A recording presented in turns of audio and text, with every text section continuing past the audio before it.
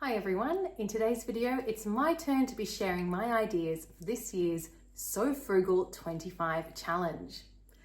My name's Sarah, and if we haven't met before, I live in Melbourne, Australia, and I'm a music teacher and a mum. So most of the sewing that I'm doing is things that I can wear to work or casually on the weekends and lounging around my house.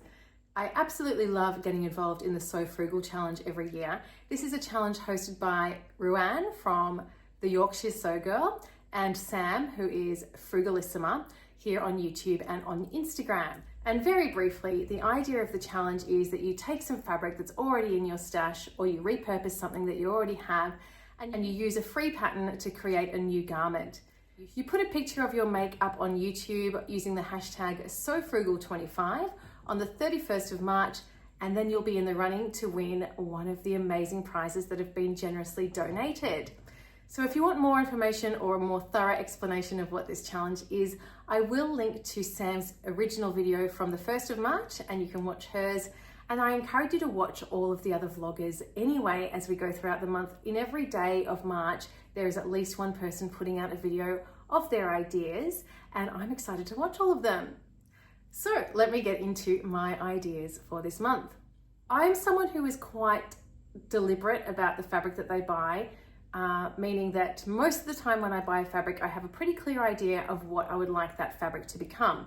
So I don't have a big stash of fabrics that I'm not really sure what to make with. But what I do have is quite a few scraps from different projects, and I also have some garments that I just find myself never wearing.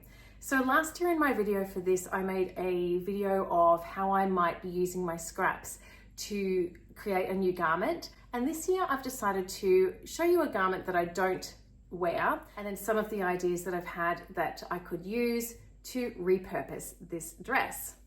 Now, this dress that I've decided to repurpose is the Floreat dress by Nielsen Patterns.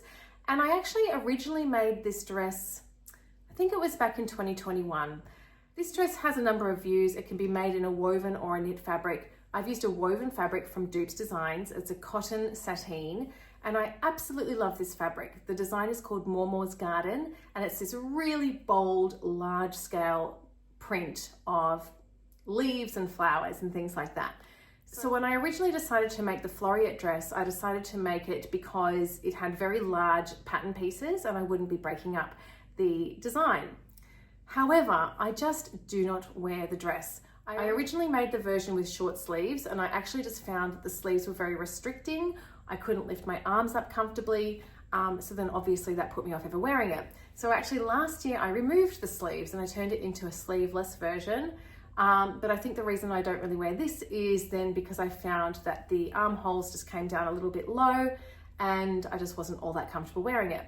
So I think I might have worn it once ever, and that's just not enough, in my opinion, when the fabric is so beautiful. So I'm hoping to give this some new life by turning it into potentially a blouse or maybe even a skirt, and I'll show you the patterns I've got in mind. Before we get into the patterns though, I'll quickly try and show you this dress on the hanger. So you can see it's quite a wide strapped bodice, and then that is all just one piece of fabric that goes all the way down. The front on the Floreat dress is longer than the back. Now the back, it's in two pieces and they're quite different parts of the fabric design. That was the way I could get it out of my piece of fabric. So there's a seam line that runs all the way down the back. But being an A-line shaped skirt, that bottom piece of fabric is quite large. Very difficult to show you.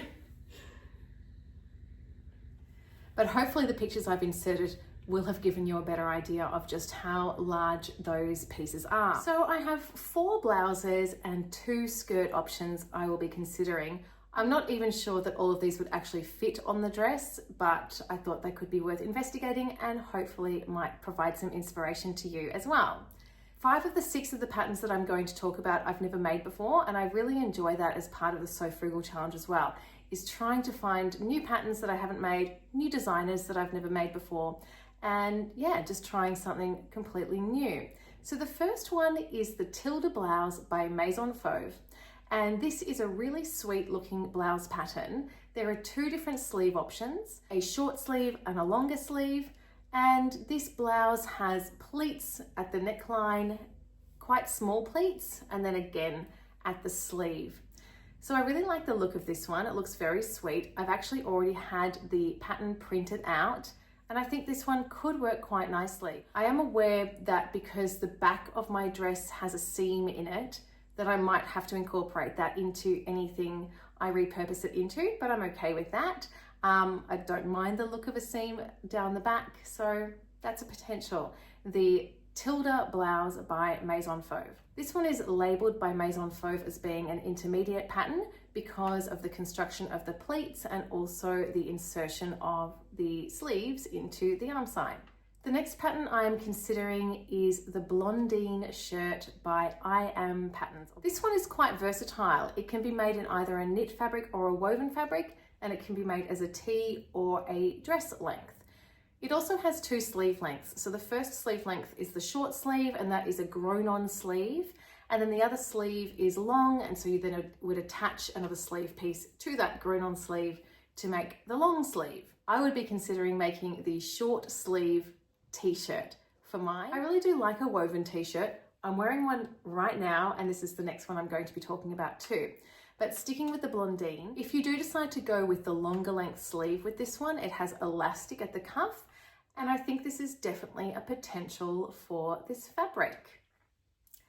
The next one I am going to talk about is the one I'm wearing now, and it's another woven tee with just grown-on sleeves. This is the Agustina Boxy top by thefabricstore.com. So this one I actually made as part of So Frugal last year. I had this remnant of this Dupes design linen in my collection, and honestly, I get so much wear out of this top. I'm in a climate that is pretty warm for a lot of the year in Melbourne, Australia. I think I would probably get wear out of this kind of top for about 7 or 8 months of the year. I do find that this is a great top for being able to wear just with a cardigan over the top. I do get quite warm at work. It's quite physical, my job sometimes, being a music teacher. And yeah, and I think that a woven t-shirt is very comfortable, easy to make, but also doesn't look as casual as a knit tee. So you can get away with it at work. So this one, as you can see, it's the grown-on sleeve, and then it's got this little cuff piece to extend the sleeve a little bit. And then it has a bias bound neckline. It's a really, really simple make, and yeah, one I would definitely recommend. The length on this is a little bit short in terms of when I want to tuck it into pants. It does come out sometimes.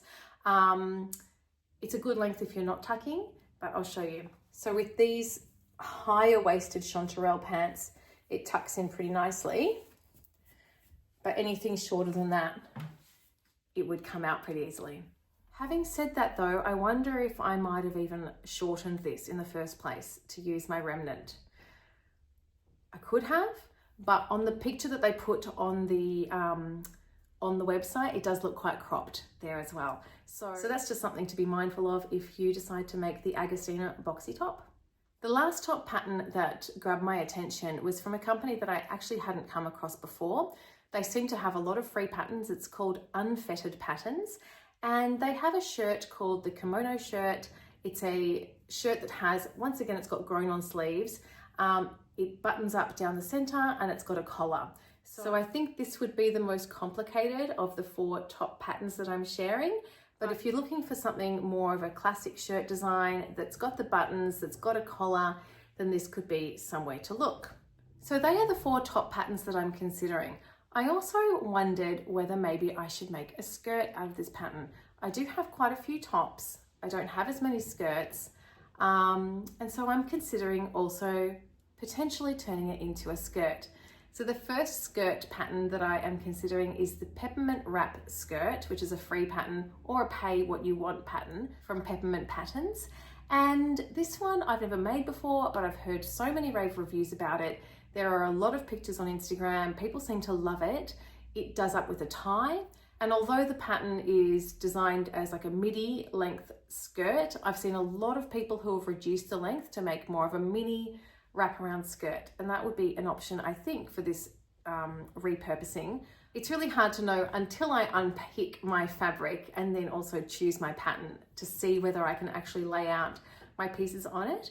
But I thought that could be quite cute, and I have been keen to try that pattern for quite some time. So this could be a good opportunity to do that. And then the other skirt pattern that I'm quite interested in is by Perlines, and this is a bias cut mini skirt pattern. I really like the look of a lot of the dresses by this designer. I'm definitely interested in making one of those one day, but in the meantime, perhaps I should try this bias cut skirt as an introduction to this designer. So it is called the Reso mini skirt, or Reso, I'm not sure how to pronounce it, but it is, as I mentioned, it's a bias cut skirt. It's a mini skirt. There are two different options for the length. One is 5 centimeters longer than the other. And then it has an elastic waistband at the top. So it looks pretty simple, looks like a nice and quick sew. The way that I've seen this styled on Instagram has been with tights, which I really like doing. I really enjoy wearing a short skirt or dress with tights in the winter or in the cooler weather.